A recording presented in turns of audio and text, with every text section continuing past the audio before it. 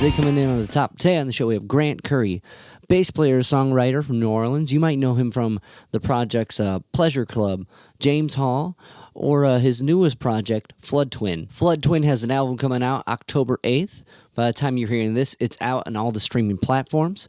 It is their debut record, Flood Twin, by the band Flood Twin.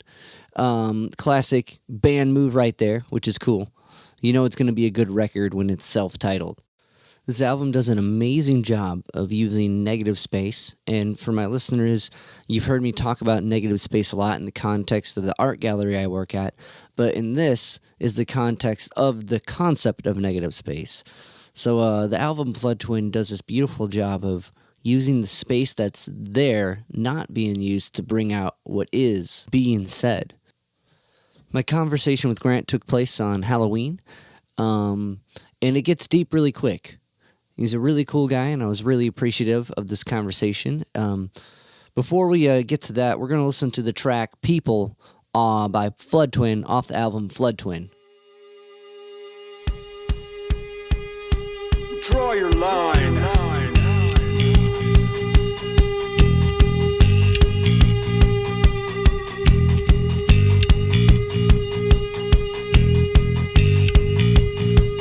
There's no in between. There's no in between. There's no in between. Well, that means a fucking thing.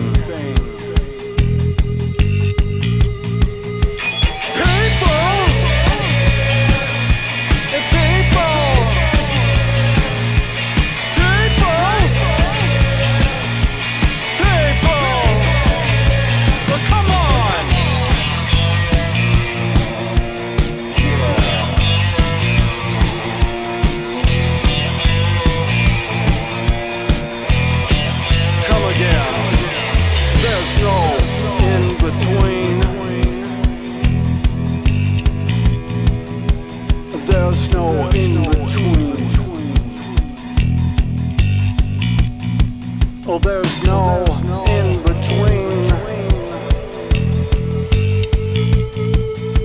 That means a fucking thing. Yeah.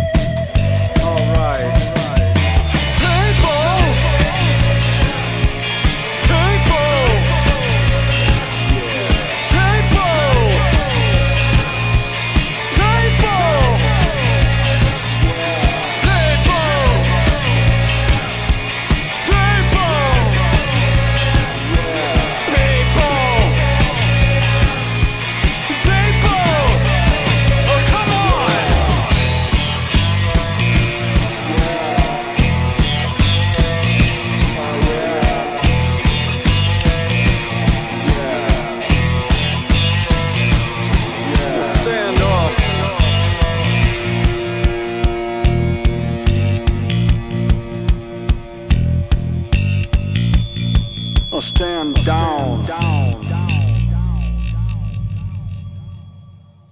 People off the album Flood Twin by Flood Twin. And you can see within this example that use of negative space and that bass line so in the pocket.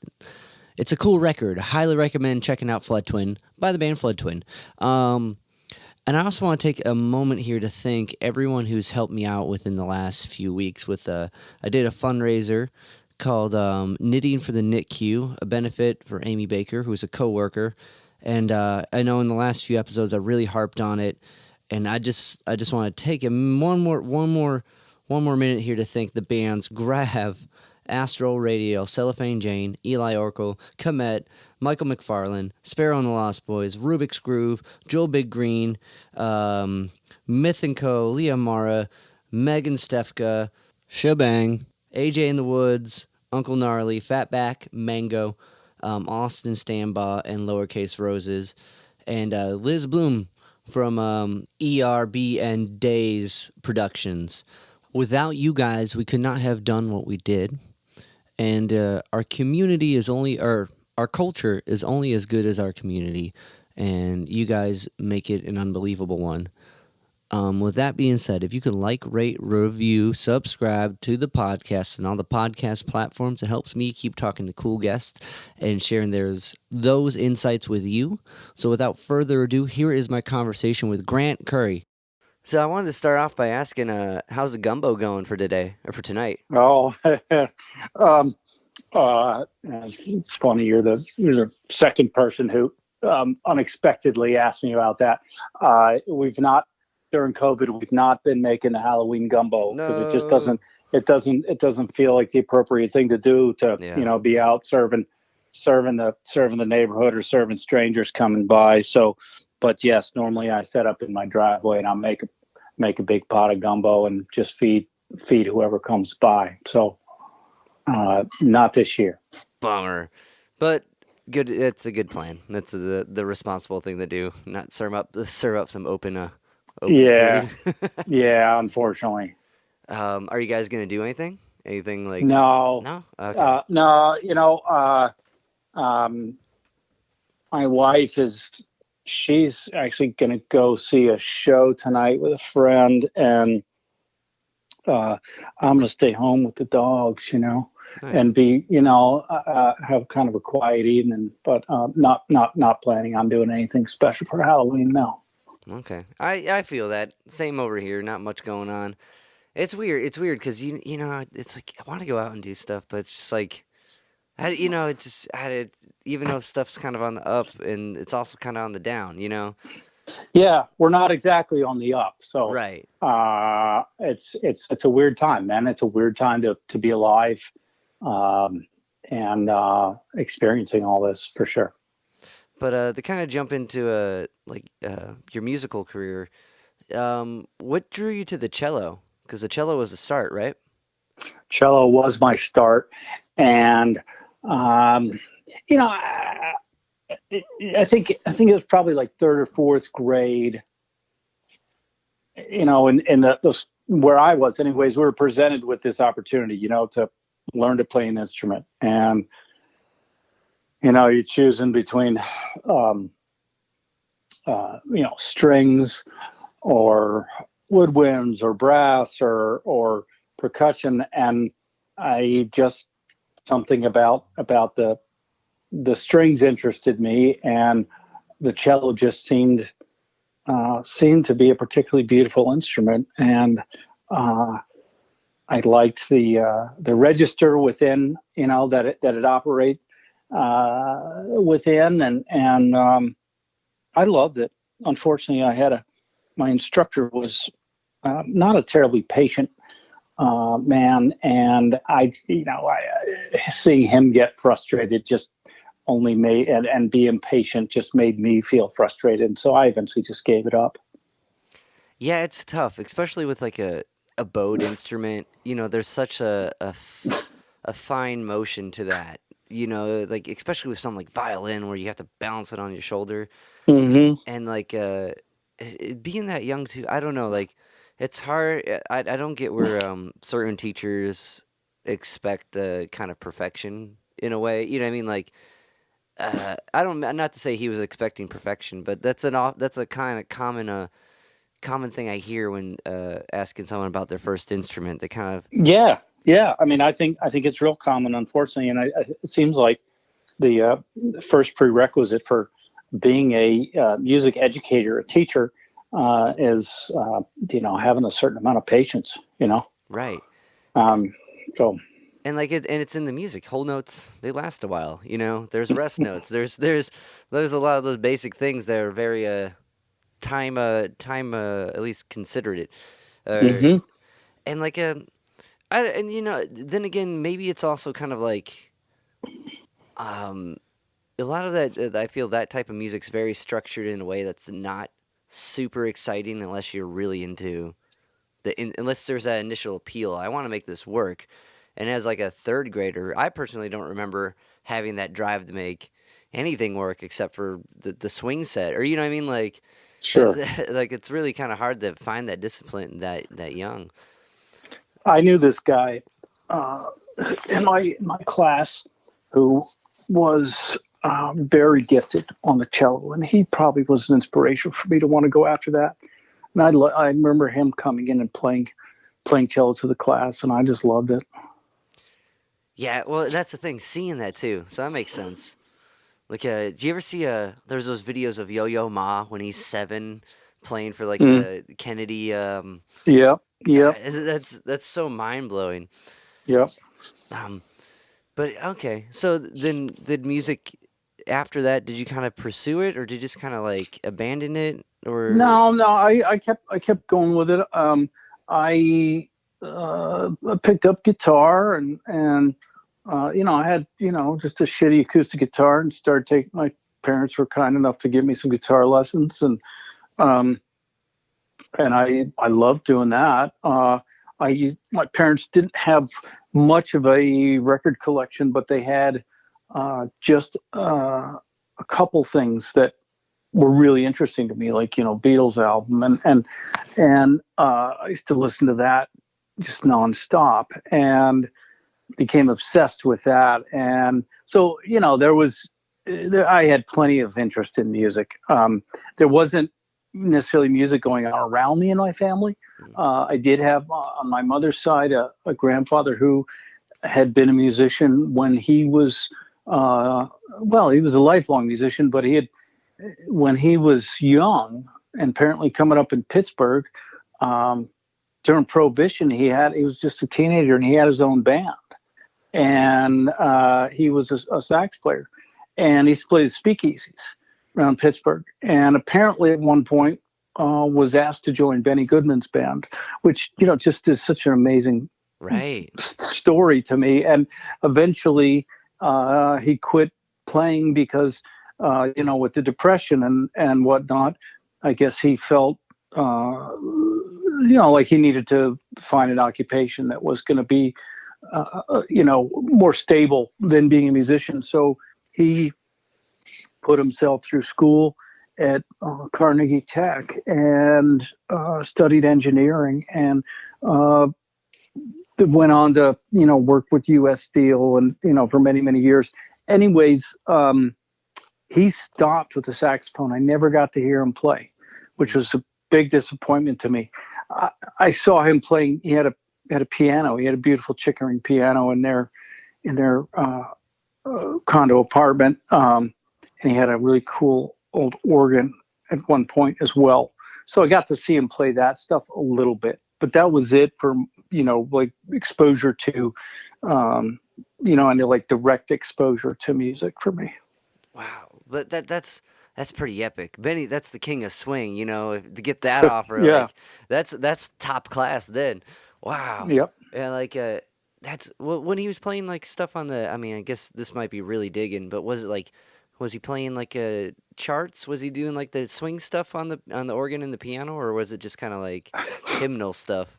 Like, I remember him pulling out like some sheet music and just playing what I don't remember exactly what, but okay. no, I don't remember any kind of hymnal stuff or anything like that. I remember him, playing pieces of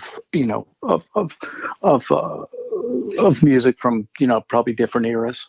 Gotcha. And was it Yeah. one of the organs with the foot pedals? Yes. Nice. Yes, and the rocker, the little rocker switches up top, just a ton of them, all in different colors. Yeah, it was amazing. Yeah, I still don't quite know how those work. I know it does something with the overtones, but that's where my organ I, knowledge taps out. I don't know how they work either, but I think they're incredible, and I used to be fascinated with it. And I would sit at that organ for hours, just futzing about with it. Yeah. Unfortunately, that never translated into me being proficient on keyboards of any sort. But again, it was it was another thing that was part of my fascination with music, and that led me to go on and be more serious about it. Right. Well, it's like you need that chance to play. And an organ, did it have one of those like little beat like some of the organs have the little like like drum beats, like it'll have like a waltz and stuff. It had something, yeah, it did. Yeah. It did, yep. Okay, well then, you can kind of like it's kind that's kind of reminisce like of the project like cuz the like the new record has like like not it's not all looped, you know what I mean, but there's repetitive patterns in it, and like I don't know, you maybe messing around with that then kind of planted some of those seeds or something. Maybe so. I mean, Flood Twin, uh, there's actually no loops whatsoever on the album, which Right. which might come as a surprise to you. I don't know, but it does have a metronomic quality, and it is a very intentional thing. And Sterling, was really keen on giving. I mean, I think there's just tons of feel throughout the album because it was all live track. Uh, everything's like live track, first and second take on the album, and but he very much wanted to give the album a certain metronomic feel, and that seems to be appealing to. There's some different music publications that have either reviewed the album or addressed it in some way that are industrial dance music, electronic music. Which again, to me, it's interesting because there's not any electronica whatsoever on the record. Wow. I mean, Yeah. Sterling uses some samples for some shading, but really just in the way of um,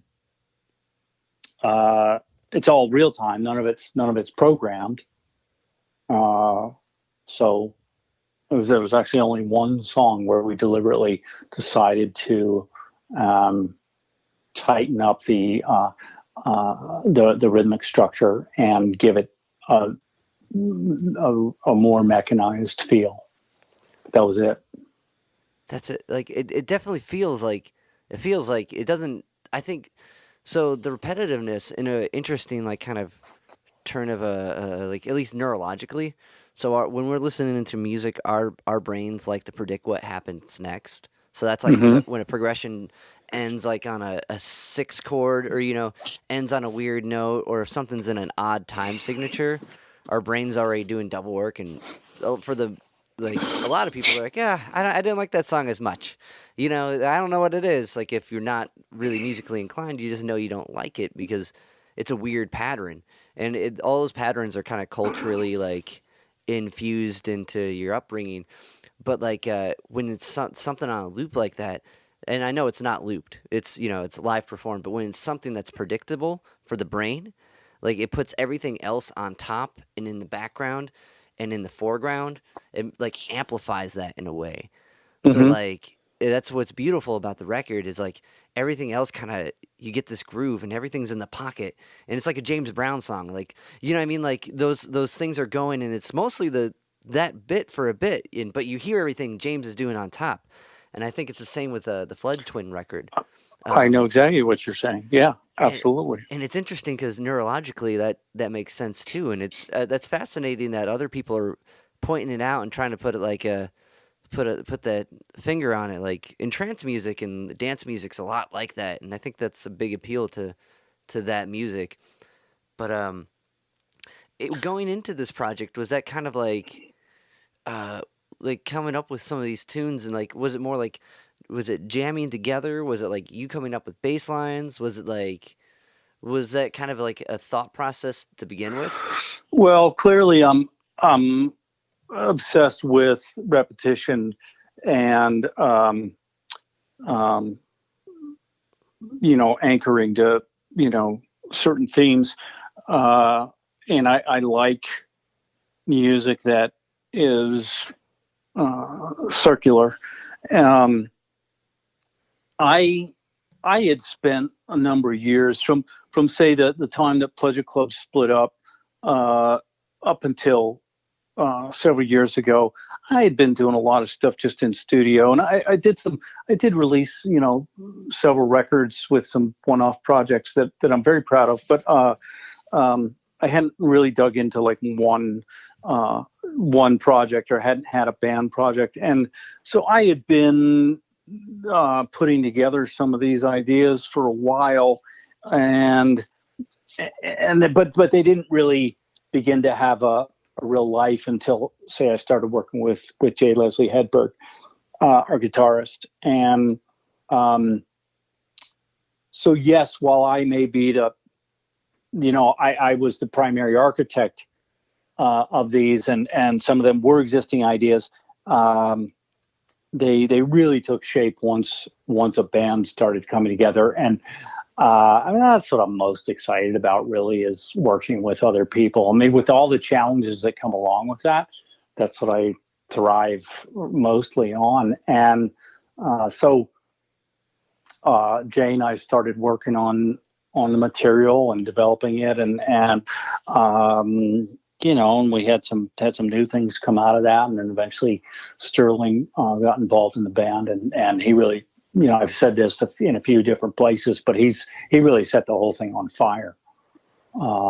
So that's kind of how it came about. It's playing with anyone else is like, I feel like just knowing someone else kind of cares about the project as much as you do kind of confirms it, and it's like the us against the world mentality in a Mm-hmm. weird way, and that just makes that camaraderie. I can't talk today. Companionship. It just makes that companionship, and I don't know. There's something to a group effort doing that, and just knowing you have this kind of artistic expression, and someone else. It's like, yeah, I can get behind that too, and kind of being in a rhythm section. You're doing front and rhythm, but like knowing that is like that your pocket's tight enough that someone else can get into it and be like, yeah, there's plenty of lint in here. I dig this. You know what I mean? Like, I Yeah, think, yeah, yeah, like that's awesome. yeah. But kind of leading up until that, so you're playing guitar, you're learning guitar. Now, did those lessons look different? They had to, like with the cello, but structurally, was it more free form? Was it, hey, what do you want to learn? I remember it being a bit of, hey, what do you want to learn? And uh, along with some basic understanding of music. I mean, um, I remember working from a book of some sort and learning the notes on the fretboard, and learning relationships of notes and learning chords, and but there was a lot of like, hey, what do you want to learn today? And so I'd maybe have a song, and then the teacher would try and incorporate that, teaching me that song into some of the more structured elements, and I did that. I did that for a while. Uh, I think probably, I guess I was probably around 12 when I started that, maybe 11. And ultimately, I kept going with the lessons until my drug use probably got in the way, and I was getting in too much trouble, and my parents didn't want to pay for lessons anymore as long as I was fucking up, Right. you Right. know. Yeah, so before that, were you working, playing with other people, or was this just a thing you were doing on your own? Nah, just on my own. Just Okay. on my own. I was just in my bedroom. And Got it. eventually I got an electric guitar, and that was just such an amazing thing, and like the noise that I could make from it, and when I was pissed off, just to turn the amplifier up so loud and Yeah. open up my bedroom window and irritate the neighbors, and irritate my parents. It was just the greatest thing. You taught me this. Yeah, well, yeah, and, ultimately though, the guitar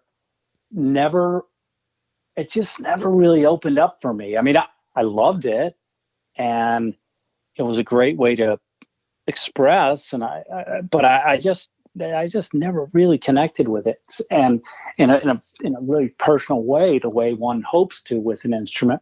And it was eventually in my teens. At some point, I was hanging out with these guys that I knew, actually from my drug recovery circles. Some guys who had a band, and they would rehearse in this dude's trailer home in Slidell, Louisiana, and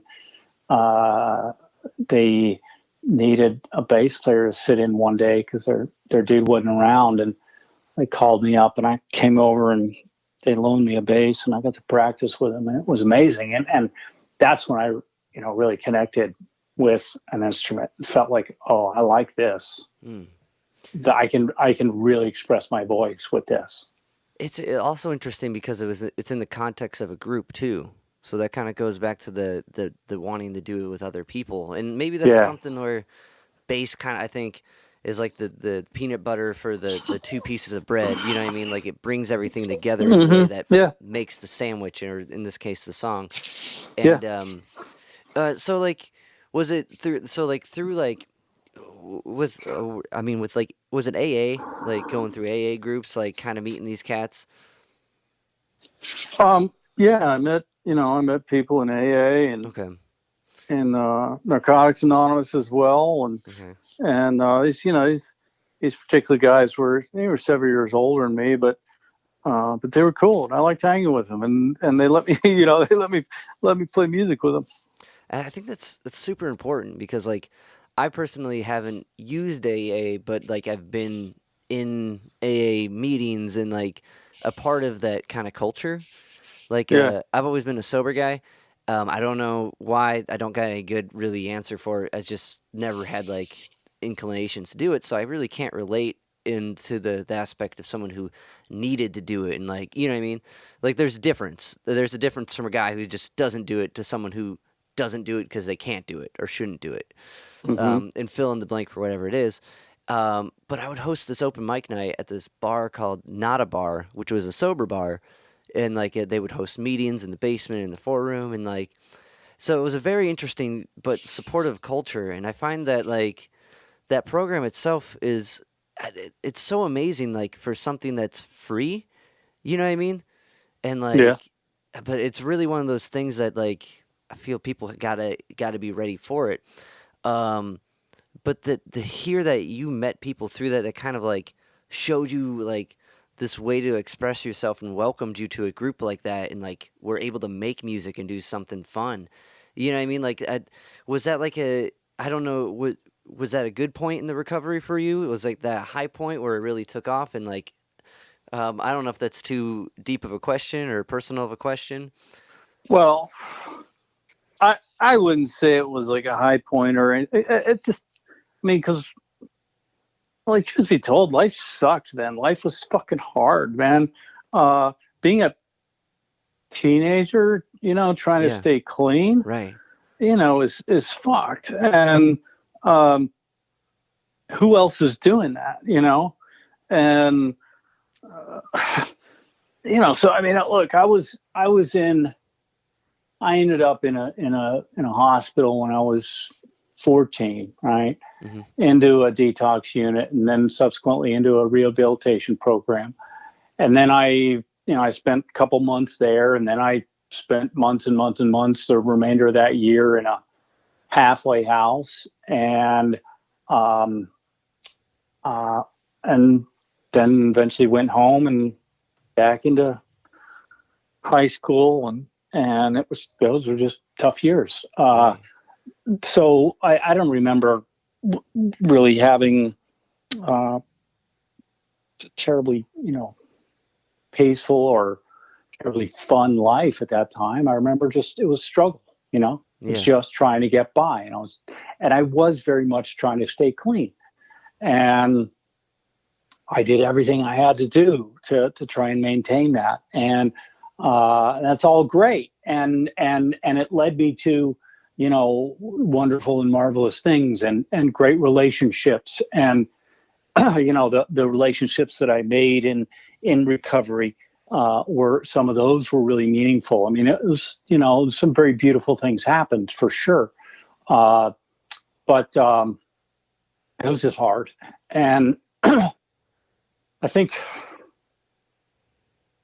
you know, from getting to kind of tie it in with music, you know, those weekends hanging out with guys, you know, that were also clean or sober, you know, making noise, they were important and they were great. And I think they were a good outlet. And, you know, I guess maybe I was having a little bit of fun on the weekends, you know, doing that, you know? Yeah. And that was cool. Well, that was way cool. Yeah. Because, like, it seemed like I don't know, it seems like for anyone, like, just going through that bit in life, aside from, like, the problems at home or whatever, just, or even, like, after the high school bit when you're trying to find yourself, you know, and you're trying to find something you enjoy doing. I find it interesting. I talk with a lot of people in my life that want to find what they enjoy doing. And I kind of lucked out that, like in the same age range, it sounds like I enjoyed going into the garage and making sounds with the friends and being like, that's fun. How can I do that in a more proficient way? And, like, Yeah. but not even thinking about how could I, just like, oh, I'm going to do that. And it's such a like, oh yeah, you just do the thing. But having that thing is so important.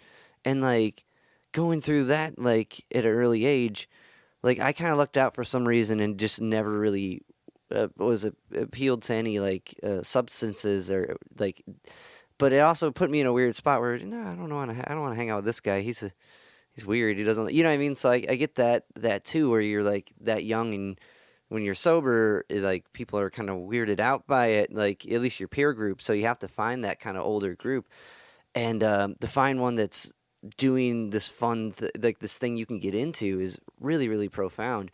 Yeah. And, like, just to have that outlet too is such a blessing. Like, because I still know friends that are still looking for it, and, like, I don't know, you know what I mean? It's so cool thinking now. I'm like, well, I'm glad I organized these sounds and, like, showed it to people, and people are like, yeah, that's all right, do it again. Or, like, here's $1. Well, you know, I didn't. So when I was in my halfway house, I wasn't allowed to have an instrument there. So, you know, my electric guitar was, you know, this is in Baton Rouge, okay, and my electric guitar and amp were at home in Slidell, and yeah, it was just considered to be too much of a distraction, right? And there was all this intensity about, like, not having too much focus on, like, rock culture, you know, or music culture, you know, and that leading to, you know, focus on drug culture. And, you know, and I mean, I get it. I mean, back then things in the world of drug treatment were very different than they are now, and very, very rigid. Okay. And, the science of, recovery from drug addiction, alcoholism was still somewhat new. And so anyways, we you know, we were also limited to certain times of the day we could listen to music. And there was this community room, where there was a TV and there was also a stereo, and we weren't allowed to turn that stuff on until after, I think, 4 in the afternoon, or maybe 4:15. And so everybody would queue up, you know, starting around 3:30, and there was a sign-up sheet. Everybody would get 2 songs at a time, and you could sign up for your 2 songs, get yourself on the list, and then, you know, you had to wait until the list came back around before you could get back on again. And so you get 2 songs, and then somebody else gets their turn.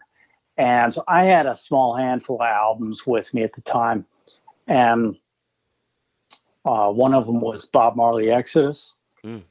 I had Talking Head 77, the first Talking Heads record. I believe I had Lou Reed Live, Rock and Roll Animal. And, I probably had a couple of I was into prog rock when I was a kid too. So I probably had a couple of Yes albums or something like that. But the ones that I really, really listened to and would almost always use during my turn were Talking Heads, Bob Marley, Lou Reed. And those are great moments in the afternoon, Right. Getting to listen to your songs. Yeah. And almost just having a spot for it. You know what I mean? Like it really put it in limit. You can only take so much of it in. And it almost seems like it'd be more, well, it had to be more precious because there was a limited amount of it. Very much so. And you take the Yes song, everyone's like, 10 minutes. You know what I mean? Yeah. But still good records. And it's interesting. I was talking with and Bob, all those influencers are kind of in this in the Twin Flood records. Like there's some kind of dub element to it. Like there's some absolutely. Electronic bit, like some Talking Headisms and some Lou Reedisms. So it's interesting. That's really cool. So kind of going through this, did you because you worked as a counselor for a bit, right? Yeah, I did. Starting in my late teens. As a probably teenager? Wow. probably from the time I was 19 until I was 24. I worked for a couple different chemical dependency treatment centers and had started a career in chemical dependency counseling. And I thought that that's what I was going to do. I mean, I didn't, just that was all I knew. And it seemed to make sense. And I had started on the path of pursuing, getting my state and national board certification. I wasn't too far off from that. And I had a caseload at my own at the point when I just realized I'm not happy doing this. And I don't want to, while recovery is really important to me, on a personal level, and I didn't want my entire life, my whole existence to be about that, Right. And so I had this opportunity at one point. The hospital that I worked for was going through some financial difficulty, and they were paring down and doing some layoffs, and the unit that I worked on was scaling down, and so I had an opportunity to either move to night shifts, which would have been a total drag. I had done a lot of that when I first started out in that, doing the 11 to 7 shift, and and then like the 3 to 11, but I could do that and take a cut pay, or else I could take a voluntary layoff and I could get 3 months of severance, and that afforded me the opportunity to get on some unemployment for a little while. And I left the job, left my apartment in Slidell, moved into New Orleans proper. And that's when I decided that it was now or never. And the only thing that really gave me deep satisfaction was being involved in the arts, and so that was my chance to pursue music. And I went on a bit of a vision quest. And for the next few months while I was on unemployment, I spent all my free time in the evenings going out to clubs and looking for musicians. And go ahead. Oh, sorry. Was it like open mic nights, or are you just seeking like? Nah. It was more going to see bands. All right. Gotcha. So okay. I was in a band at the time, and we were playing original music. It was just it was a really average kind of pop rock band. I didn't have much commitment to it, but it was something to do. Okay. And I had been in a couple bands, and I'd been in a cover band prior to that, and just shitty bands, right? But playing in a band, excuse me, is a great thing, right? So uh, when you're starting out, like just to be playing with other people is fantastic. So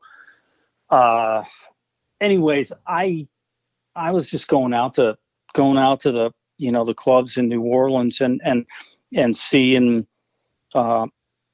just seeing music. I was seeing touring bands, and like Mondays and Tuesday nights were big for me because that's when like the weirdo bands would come through town, the bands that were just trying to get a gig anywhere they could, Right. And so those are the nights when I was seeing like the Anti-Scene or the Leaving Trains that were coming through, from LA or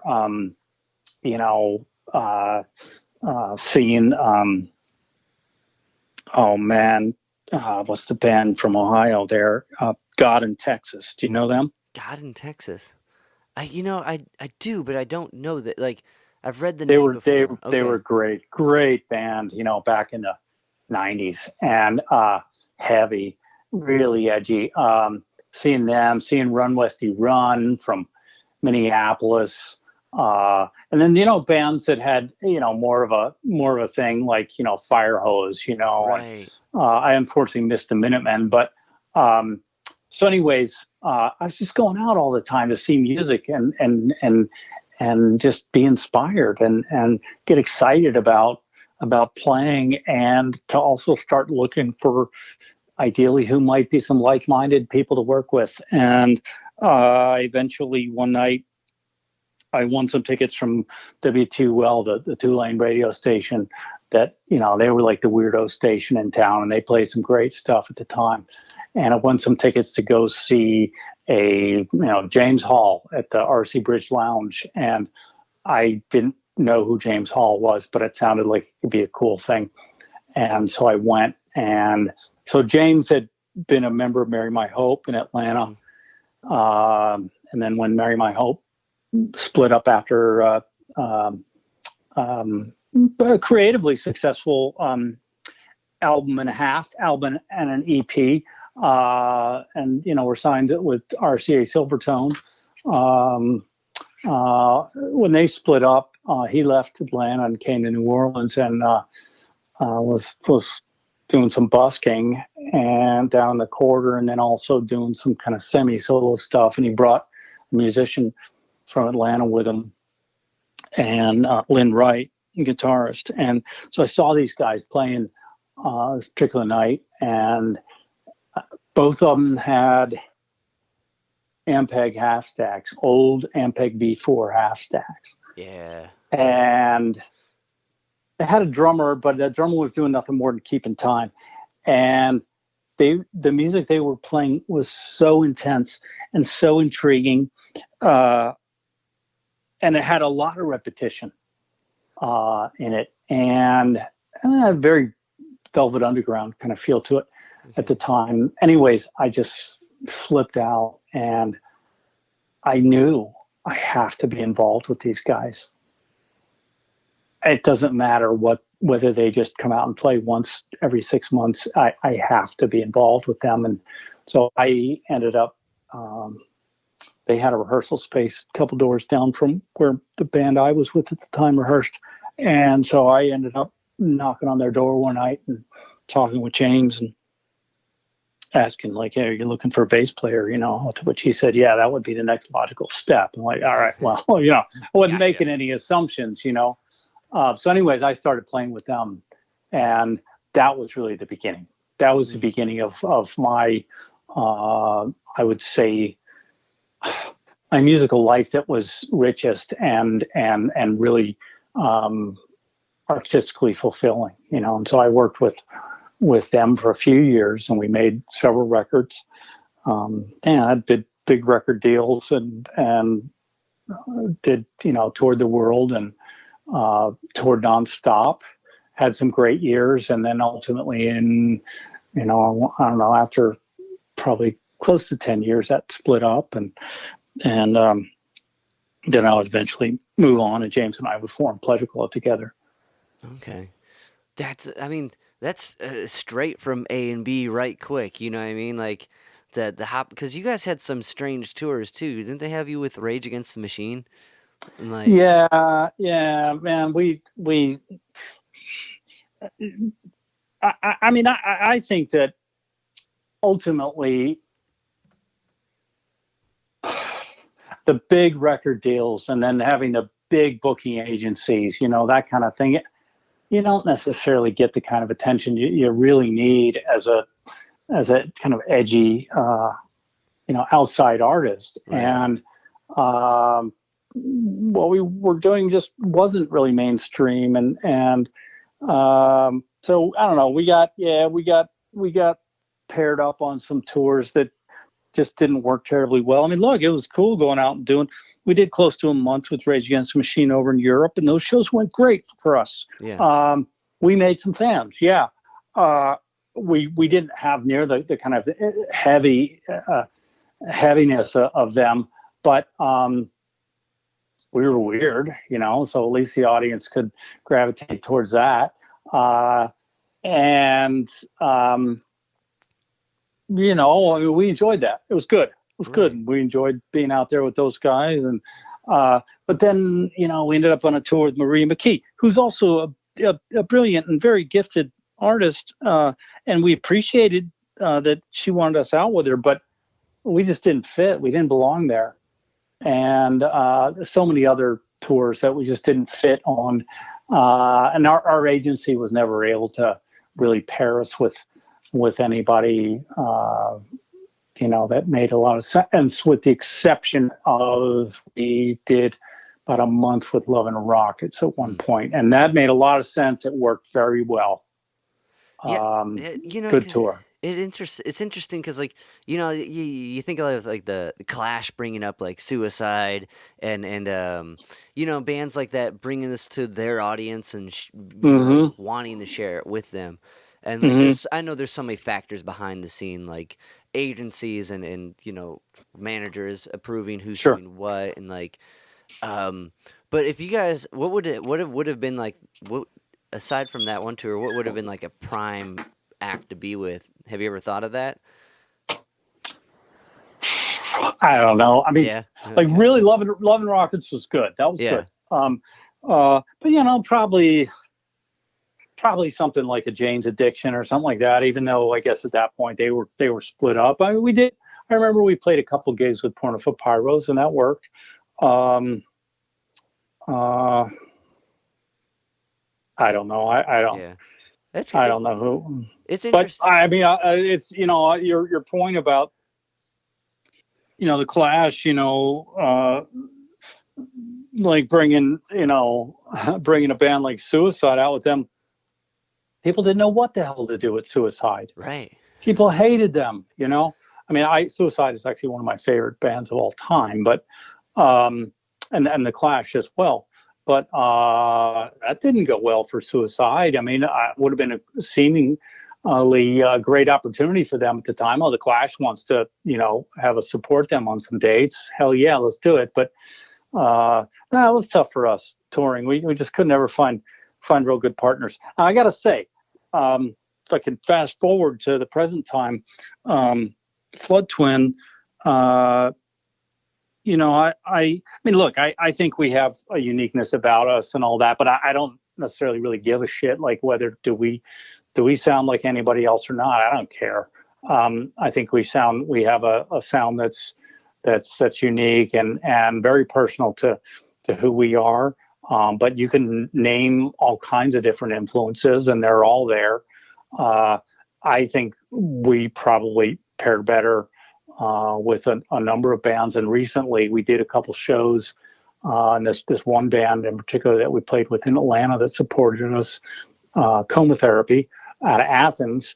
They were a great pairing with us, and we actually had a solo kind of songstress chanteuse of sorts. Liv Mueller opened the show, and that was great, and it was very different than us, but still it worked really beautifully. It was just dark and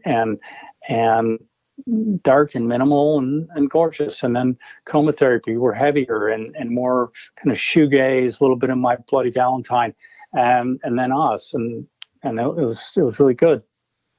That it's beautiful. It's beautiful what works, and it's always interesting what you don't think will but does. And like and being Suicide, like being Suicide is one of your favorite bands. That makes a lot of sense, kind of tonality wise with this project.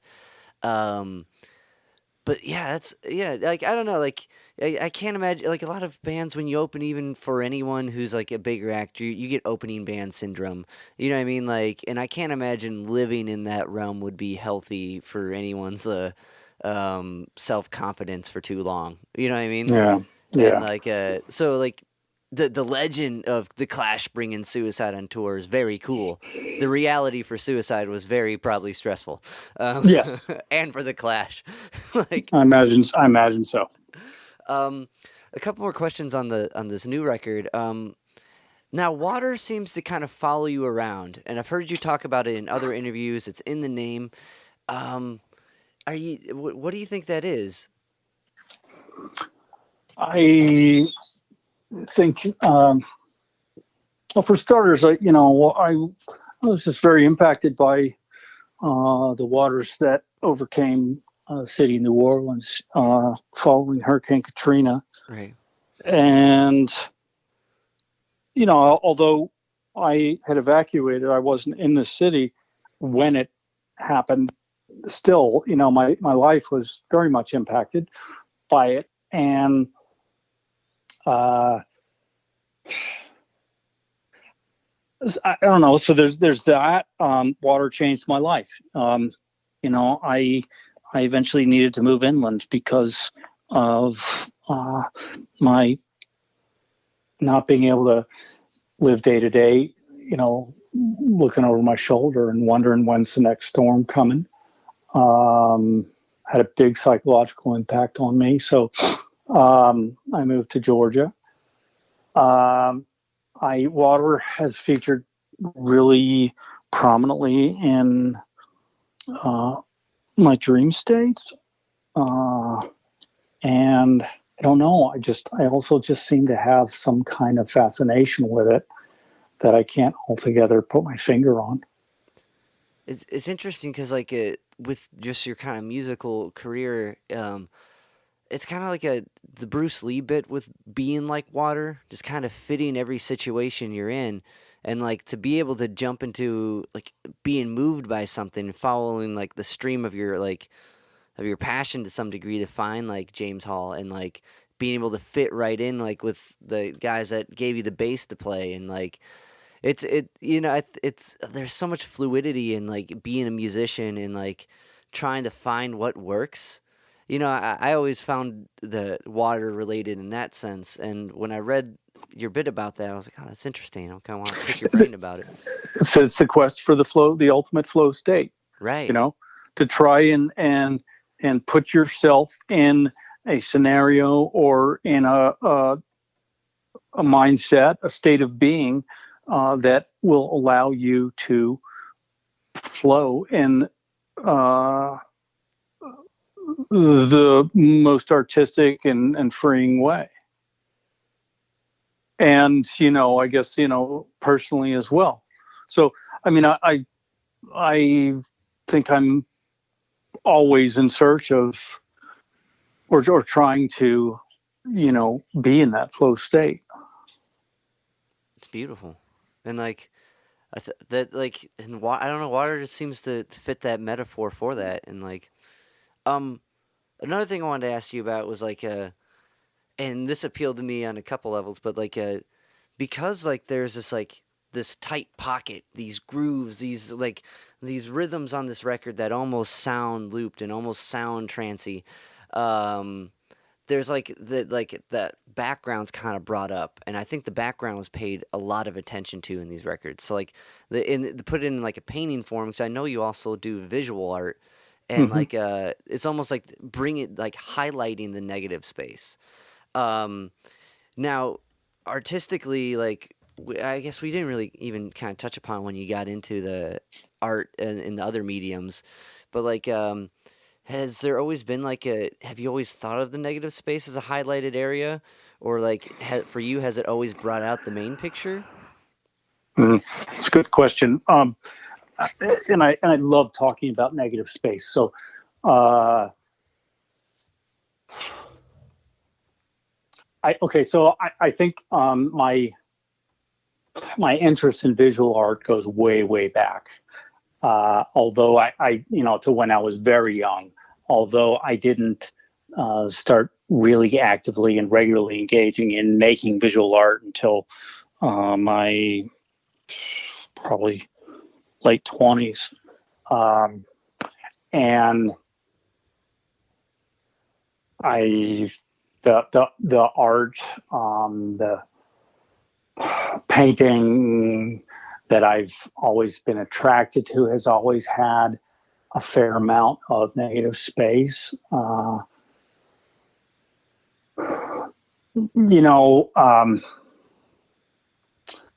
I'm reading a book right now about, it's a biography of Cy Twombly by Joshua Rifkin. And I don't know if you're familiar with Cy Twombly. Cy Twombly was an American artist, considered to be, one of the abstract expressionists. Came to prominence in New York in the mid to late 50s. And ultimately was just such an outsider, and he ended up really having a career over in Italy and Europe more than he did here. But he's certainly one of, if not my favorite artist, one of my favorites, and lots of negative space in his work. And I'm attracted to say Robert Motherwell, Mark Rothko, Franz Klein, and I don't know what it is about the negative space, the relief of negative space, that I find so appealing or fascinating or gravitating, or so full of gravity. But I do, and I in all of my artistic creations, whether it's visual or musical, there's just always negative space. And I think in music there can be so much drama in created negative space, because, like, say you've got a passage where there is so much emptiness, and then in the next passage where things will fill in, you can create a lot of drama. I don't know. I'm not. I can't. I won't say that I'm like consciously trying to create drama. I just write the way I write, and say, for example, like the song "Down in the Water" on the Flood Twin album. There's just not a whole lot happening, and but when things do happen, it gets, the things get exciting. Right. The bass line, in the verses, it's one note repeated three times, and then you don't get but two other notes from the bass throughout the whole song. But it seems like it's such a big shift, going from the verse to, I guess you can call it a chorus, but in the song "People," there's three different notes in the verse, and there's a lot of space in between, although there's a delay on the bass, and then there's two notes in the chorus, and that's it for the whole song. And there's nothing but guitar feedback in the verse, and then when the chorus kicks in, there's some really beautiful and sharp chords that Jay is making, that make that moment so exciting. I don't know. I love negative space. Yeah. No, it's one of the reasons it stuck out to me when I read it, it was I work at an art gallery called Negative Space. It's a nonprofit art gallery, and the whole like mentality of the gallery is like the gallery is the negative space. You know, Hmm. it's empty. We bring in a lot of people for their first showings, and we have concerts there, and it's a lot. You know, so it's like it's a lot of people's first exposure to expressing themselves, and that's the foreground. Everything, the gallery, and everything about the place itself is that negative space. It's allowing for the other thing to happen, and then Hmm. and like there's some to have that space, right? Just even think of it as a physical space is so beautiful because there's this opportunity for all these other things to be seen for the beauty they are or the beauty Yeah. they have. And like to do that on a sonic level is, it gets to be, it involves a lot of that minimalism. And I wouldn't say it's drama that you bring, but it's tension. And that's kind of like, that's the resolve of music. We got to make something tense up so we go, one, you know what I mean? Like, or Yeah. but Yeah. Yeah. Yeah. and like that, our brain wants that too. So like, I wouldn't say you're bringing drama at all, but you're doing it right. And like, that's part of what made this record so appealing for me. And like reading about it afterwards, I'm like, I get it now. And like, I don't. So that's beautiful. It's beautiful, and I think, there's some artists that really kind of draw into that. Like, I always like, or even here's another way to think of. At least I think of it is like with writing.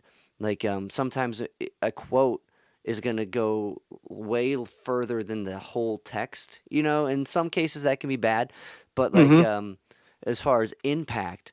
Like, I don't know if people are going to read all of Nietzsche, but they might take a quote from him and live by that. And like, Yeah. which Hmm. personally I would rather, get the whole context of the thing. But I think that just kind of brings back that minimal impact or minimum amount of word for maximum amount of impact. Or even like the idea of like taking it in a martial arts sense, you want minimum amount of movement for maximum amount of impact. Like, but so there's an art into that, and I think your record is like prime example of it. Um, well, I thank you, Dave. I'm really appreciating speaking with you about this, and I really appreciate your thoughts on it. And um,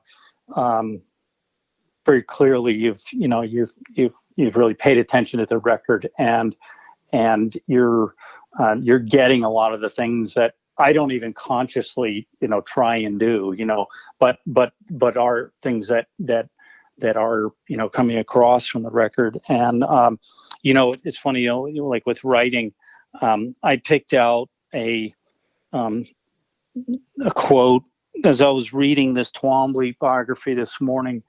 There was this quote that involved eloquent, deliberate silence, mm, and it just hit me in such a powerful way.